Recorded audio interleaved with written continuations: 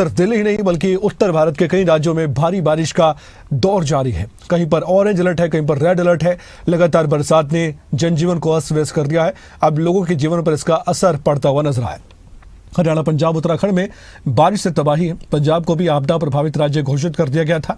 पंजाब में 7 सितंबर तक स्कूलों की छुट्टियां बढ़ा दी गई। दिल्ली में भी उफान पर यमुना नदी है। दिल्ली में बाढ़ जैसे हालात बन गए हैं। हिमाचल में भी बरसात से लैंडस्लाइड। जम्मू कश्मीर में बरसात और बाढ़ से हाल बेहाल है। तो कुल मिलाकर देखा जाए तो मुश्किलें शो तरफा घेर रही है लोगों को। तो ऐसे में हम सिर्फ इतना ही कहना चाहते हैं कि जो बाढ़ प्रभावित इलाकों में लोग रह रहे हैं वो सुरक्षित जगह पर या तो खुद चले जाएं या प्रशासन से संपर्क साधें। हालांकि देखा जा रहा है कि प्रशासन अपनी ओर से भरपूर कोशिश कर रहा है कि किसी भी व्यक्ति को परेशानी ज़्यादा ना आए और उनकी मदद तुरंत की जाए, लेकिन फिर भी कई बार मदद के हाथ उन मजबूर लोगों तक नहीं बढ़ पाते हैं जो इस बाढ़ के आगे, इस बरसाती पानी के आगे बेबस है।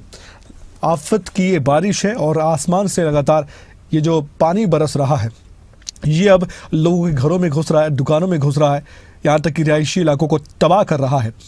सिर्फ एक राज्य की बात नहीं, एक शहर की बात नहीं, बल्कि कई शहरों और कई राज्यों में ऐसी तबाही हम अपनी आंखों से देख चुके हैं और ये तस्वीरें भी उसी बात की गवाही दे रही है।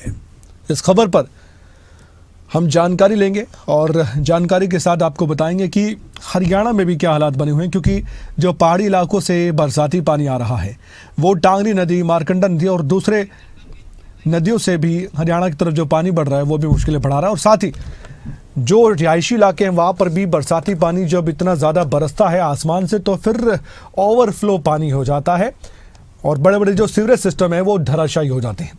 हमारे साथ इस वक्त देवेंद्र डांगी जुड़ चुके हैं। आपने इनकी एक रिपोर्ट भी देखी होगी, हमारे वरिष्ठ सहयोगी हैं।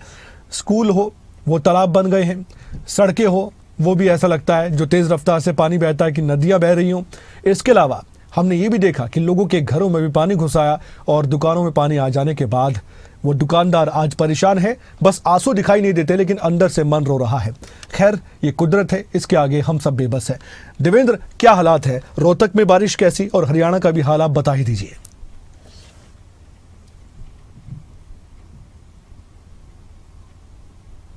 देखिए, हालात ज्यादा अच्छे नहीं कहे जा सकते कमल, क्योंकि न सिर्फ रोहतक बल्कि हरियाणा के अलग अलग जिलों में अगर देखा जाए, खासतौर से जो बरसाती नदियां हैं उनके आसपास के जो इलाके हैं, जो बड़ी नदियां हैं, चाहे यमुना की बात कर लीजिए, घग्गर की बात कर लीजिए, तमाम जो है वो अपनी जितनी उनकी निर्धारित कैपेसिटी है उससे ऊपर लेवल उनका चल रहा है। खतरे के निशान से ऊपर जो है कई नदियां बह रही हैं। लोगों का जनजीवन खासा कमल प्रभावित हुआ है। और अगर मैदानी इलाकों की बात करें जहां कोई बड़ी कुदरती नदी अगर नहीं है तो वहां पर भी फ्लड जैसे हालात हैं। मसलन अगर रोहतक, भिवानी का जिक्र करें या झज्जर का ही जिक्र कर लें तो रोहतक का मैं बता देना चाहूंगा, रोहतक के दर्जन भर से ज्यादा गांव ऐसे हैं जहां अब बिल्कुल फ्लड जैसी स्थिति है। सिर्फ घोषणा करनी बाकी है कि यहाँ पर बाढ़ग्रस्त एरिया है।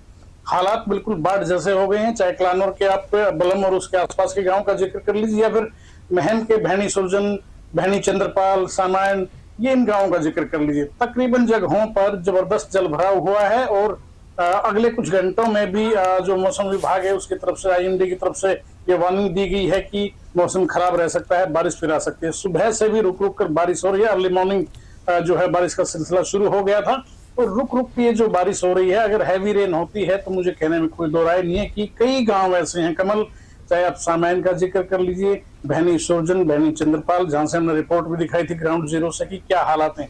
उन गांवों में, बस्तियों में पानी घुस जाएगा। खेती की जहां तक बात है तो खेती इन गांवों में तकरीबन पूरी तरह से खत्म हो चुकी है, क्योंकि ज्यादातर जगहों पर धान या बाजरे की खेती की गई थी।